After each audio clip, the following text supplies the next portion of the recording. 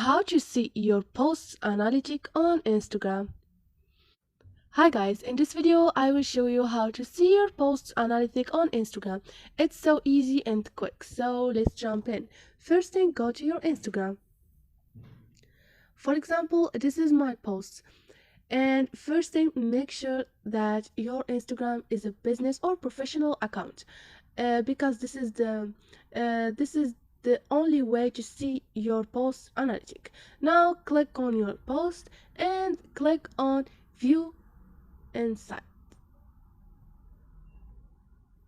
Wait a minute and they're gonna show your analytic, your likes, comments, share and favorite, and save to favorites, and account reached, account engaged, and anything.